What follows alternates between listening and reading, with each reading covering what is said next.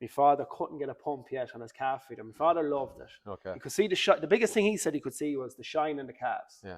That was the biggest thing. So I'm on my travels. I'm here in Sligo, and I spent the last hour and a half walking around with this man, Christopher Tuffy. How are you getting on? How are you, Tommy? Delighted to have you here. Good. We had a great discussion. Look, I have met you a good few times at this stage, and I kind of know you, but I think again, every time you meet you, there's something new to your story here on the dairy farm. You're Farmer of the Year 2022. You've got a title and everything, you know, and you should be very proud of that. But can you tell people, I suppose, what part of the world we're in, and a little bit about the farm here? Yeah, so we're here in North County Sligo in Dunalley. It's we're only about 5 minutes here from Sligo town. So originally I'm from Inniscrone, which is in West Sligo. So I grew up at a 60 cow dairy farm, split calving, but very fragmented farm, very efficient farm. But I suppose I came home from college in 2011. My father was cruising into retirement. He was going to have a nice handy retirement for himself. And I decided I wanted to go milking cows too. So it wasn't big enough for the two of us. So we were lucky enough in 2011, this place came up for lease. There was a shed we could put cubicles into. We built the milking parlour and we reseeded it. And we started off, took the cows from home, but we started milking here in 2012. And we built it up now to we took the dad's cows. He had 60, and we were buying a good few cows, and we started milking in 2012, and in 2015 we got up to 150 cows, and we've been in around 145 to 155 the last few years since. So yeah, we're a good few years into the lease, but still going strong. It's not the first time we told that story, Christopher. You're able to roll it off your tongue very well. In that story, and I heard it out the field there, we were out looking at the cows, we're walking around, it's what time is it? It's October and it's wet out there, isn't it? You were telling me kind of the ups and downs of you've got great production now, you've got a very consistent group of cows, you've refined a lot of things. But what I was very clear was it hasn't been an easy road to get to there. No, definitely not. I suppose the biggest thing, the first few years, the first biggest issue I faced when I came here was I wasn't used to heavy ground. Okay. Never managed. The home farm is a dry farm. It's a pity it's so small, but it's a very dry farm of land. And even I done my college placement in New Zealand and different places and been on other farms. I never got exposed to managing heavy ground when I was younger. Yeah. And I suppose the biggest thing is I struggled with, I came in here at 21, probably naive and arrogant. And maybe it was a little bit, it takes a few years and you don't have an experience. At 21, you think you know it all, and you know very, very little at 21. Yeah. No matter what you learn in college. I thought when you started saying F all, but like we've all been there. Absolutely. Just you're so naive and you don't realize it. And the best experience you can ever get is life and doing it. Life and dealing with problem situations. And I suppose I was lucky. I suppose I learned an awful lot from running this place. And I suppose the biggest lesson we had was production was low for the first few years. Probably didn't hit the ground with enough cows. As I said, took us about 3 years to hit peak numbers. But an awful lot of heifers in 2015. And they didn't get going right then until maybe during third lactation, 2017, 2018. And as I said to you out in the field, everyone else was having a hard year with drought in 2018. And this farm just really took off from there on. Other things to do with soil fertility was poor the first few years. And with soil, I think. But what you struck me as well is you got money to invest in the farm, and you can only get so much money to do so much. Yes. You had to be kind of very specific. You've transformed the grazing platform here from what it was to what it is. Yes. Milking parlours, housing. I mean, it's lovely to be. It's not green. Like you don't have endless amounts of money, so you were smart enough, I think. Yeah. Well, I'd often give you some credit. I give my father a good bit of credit too, because I always think, we always say people always say we're very brave to come in and do this. But I say it was my father was more brave than I was, because I was 21, 20 at the time. It was nearly I wouldn't say it was a bit of crack, but it was nearly an adventure at the time. I was so excited about it. And when you're that age and you're facing an opportunity, you don't see the negatives. When my father was more pragmatic, but we came in, I suppose it was the height of the financial crisis at the time, and we did struggle to get money. And to be fair, we got enough, 200,000 at the time to get us up and running, plus a bit of cash flow, and just enough to get your foot in the door and get milk flowing. And that was the most important thing. We done half the parlour, done half the cubicle shed, and then as we expanded, we finished the parlour, and I think we done the cubicles in 2 more stages. So that's kind of the way it worked. As the cows came on, we finished the shed, and the biggest thing too, we're very lucky on this farm, was there was enough slurry storage. Okay. That was a massive thing. We didn't have to invest in any slurry storage when we came here. And this shed that we're standing in for calves we spent very little money to get this ready, and it's a good airy shed. It was designed for calves in the 80s, and the shed next door, which we looked at a few minutes ago, for calf and the cows. So we had to invest very little money in them too. So really, the big investment in out the land, receipt, and building the milking parlour. And what struck me as well is you've obviously won Farmer of the Year last year, which is a huge honour. Like, you've brought the farm so far. But one thing that's always struck me is your attitude. You're a very positive person. You're very open and honest as well, which is very, I suppose I find that very endearing in someone that they tell you the good and the bad. Yeah, well, look, I suppose you always have to be positive. Like, if you're negative, you'll only get yourself down. And you always have to, no matter how bad things are going, there's always someone who has it worse. That's the way I always look at it. And then again, I always get great energy too. We've young lads working here, relief milkers, and lads come in doing casual work. And you have to be positive, and you have to show, they give you great energy and great help. And we have a good team here of lads around us too. And I think that's very important. You have to have, you have to have a good work-life balance too. And we have a small child, and there's a lot of other stuff going on, and that gives you, maybe a more perspective on things too, a better perspective. And if you're having a bad day, you can always step away, maybe out from calving season, but you'll always have a bit of an outlet too, which gets your head away from it, and you'll come back fresher to it the next day. And I think when you have good help on the farm, if you have a problem here, you can solve it. You can step back from it, And we've one lad here too, in particular, Kevin, and he does a lot of relief milking. And I find if there's two of us here, he done 2 springs in a row. And I always found if there was a problem, there was 2 of us to solve it. Okay. I think that's a big thing too, is that if you're rushing and racing and you have an issue, the problem only gets worse. You did mention that when we were walking around. We were talking about, like, Jesus, you can list the challenges for farming all day long, but people is a huge thing, and people skills. And you mentioned the word team, and a lot of people will use the word team because it's the buzzword at the time. But when you say it, and you said it to me off the camera, you mean it. Team is very important, isn't it? As I said to you, there was one morning here last spring, I had the Iman in, the vet, the relief milker, the contractor, and worst of all, I have to deal with Emer at home, so that takes skill in itself, like every man, I tell you. But you're just getting everyone in trouble here. Yeah. And I'm leaving that in with it. But people skills is so important, and no matter what happens, you have to, people make mistakes. And nobody makes more mistakes on here than me. That's the one thing I always say. And no matter what happens, you have to bring everyone with you, because if you don't, you'll be on your own. That's the one thing I do. Do you think you're natural leadership, or have you worked on it? I've worked on it, but I think it comes, maybe it's like anything. Like when I first came here, I was kind of trying to do it all myself, and it was myself and Dad. But as lads come in, you learn, and I've been very lucky with the lads I've got.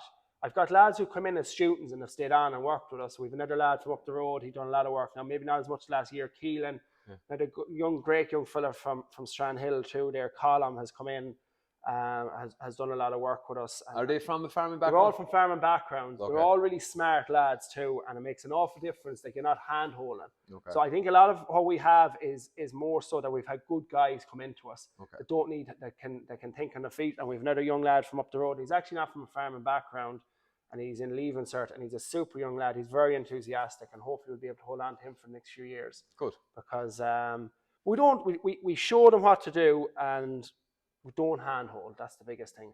We're very relaxed enough about it. Good. Long may it last. I came here to talk to you about calf health and how you get on with Precision Microbes this year. I suppose we'll start on calf health here.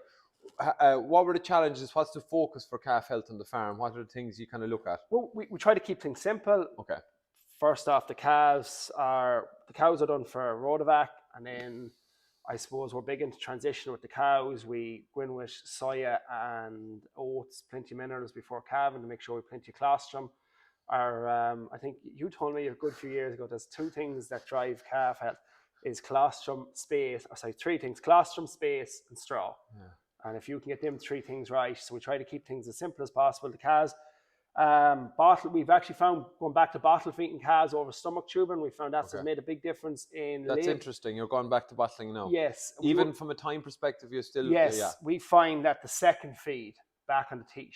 Yeah, okay. That's the big one we find, is that we can group them far quicker. Actually, you see 4 individual pins over there. Yeah, yeah. And we've actually gone away from using them because we found that since we've gone back to bottle feeding the calves, we can group calves far quicker. And they'll go to suck quicker as well. Yes, because they've got the teat. And they learn off each other, actually. Yes. And we would have been big into, I don't know why, for a few years, I was big into stomach tube. And I think I ended up using the individual pins because the calves were a bit slower, a bit fussier then to take the teat. So we found that last winter, or last few years, we've gone back to bottle feeding, not the basics, as much colostrum as soon as we can.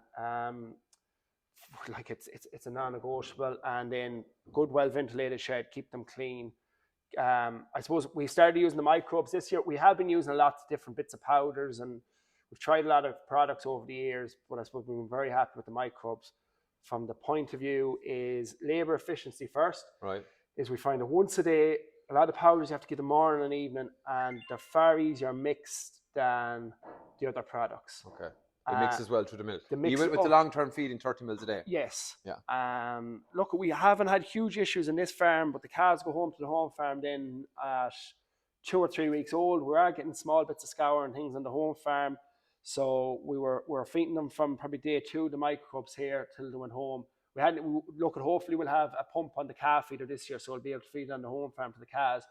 I suppose the biggest thing is my father came down a few days and he couldn't believe the shine on the calves on the microbes. That was the biggest thing. They were healthy, they were vibrant. As I said, the lads loved it because like you'd be above with these powders and be little bits of lumps, and then you have to go cleaning the teat buckets and be stuck to everything. With the microbes, there was none of them issues. Your daddy was happy with it, so I should be really I should be talking to him. He should do a cameo in here. He's the calf rearer. Like you seen the calf heifers. Like we're big into animals here. Like the heifers there, all the stock will be nearly always on target weight. Yeah. And that starts from good calf. Like if you don't get a good start in life, with calves, you're wasting your time. You're on the back foot straight away.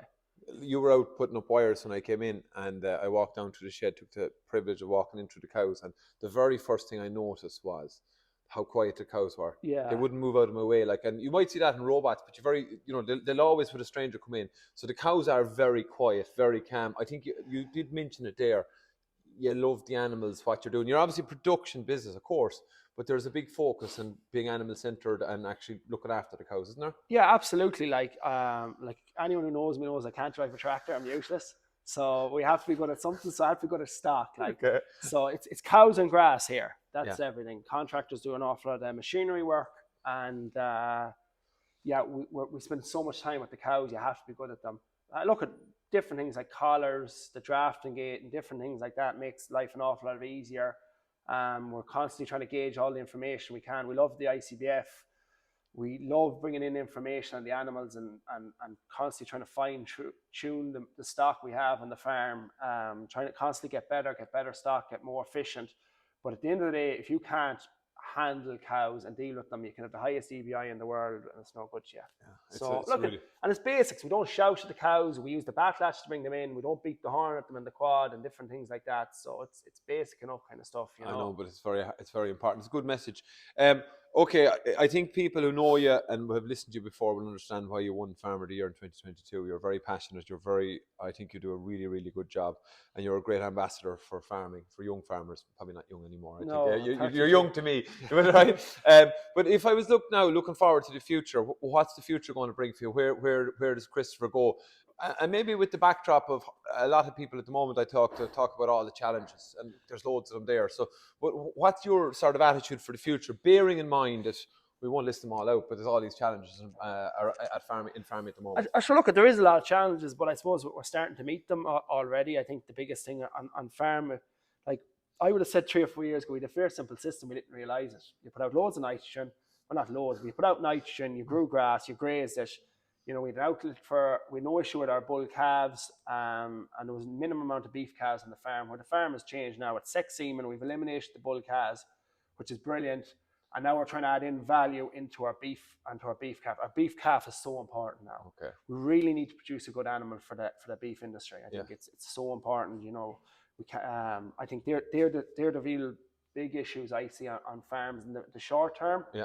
The importance of the calves that's coming off the dairy herd really has to improve. And I think to be fair, farmers I spoke to are really embracing the DBI. Okay. And they're I think that's going to see a big impact in the next few years. Look at the clover, the nitrogen usage is definitely, I think in Maine, a lot of farmers and discussion groups are definitely meeting them challenges at the moment. The level of nitrogen is dropping between price, maybe. And I think people got kind of, in fairness to nitrogen, they got a little bit maybe lazy. Yeah, it was potentially, an easy out. and then people realise maybe I don't need as much fertilizer. No, and I suppose one thing we're lucky here, maybe a lot of slurry stays in the farm, so we've good P's and K's. Okay. We've focused a lot on lime in the last few years, so we are getting good nitrogen efficiency. We've reduced our nitrogen bill quite a bit, and we're fierce impressed with clover and what that's done. And we're following the message of Salahead in Tipperary Research Farm. We're definitely seeing the benefits of that. Good. Of course, look at, the biggest thing is keep moving the business forward. Hopefully maybe get another second farm or something like that over the next few years, and look, continue enjoying it. That's the biggest thing, You have to love it. You have to get up in the morning and love what you're doing. Even if it's not about loving every minute of it. No, there's hard days as well. And this year was we spoke about the challenges maybe of coughing cows and different things, and maybe the cell count's a bit higher in the farm that we'd like, but you constantly have to keep meeting these challenges, and challenges too make it a bit more interesting too. This year has been, it's been probably one of the most challenging years we've had on farm because of the weather. Yeah. But you've got through it. We've got through it, and we've got through it unscathed. And we've had decent fertility results again this year, and we're happy with the condition the cows are in going into the autumn, and we'll set them up and go. Hopefully next year will be a better year. We'll get a bit more milk out of them, So as much as you have your bad days, you always remember there's a good day yet to come, So it's a great way to end, Christopher. I have to say, I've met you a good few times, but a good to spend an hour and a half with you. Maybe Sligo with an All Ireland as well. You mentioned the underage football. Yeah. I don't know. Well, as long as we won them before Mayo, that's the most important thing. Listen, thank you very much for having me down here. Thanks. Continued success. Yeah. As I said a few times, it's very easy to see why you won Farmer of the Year. Your attitude alone is absolutely super. So thank you. Thanks, Tommy. Good man.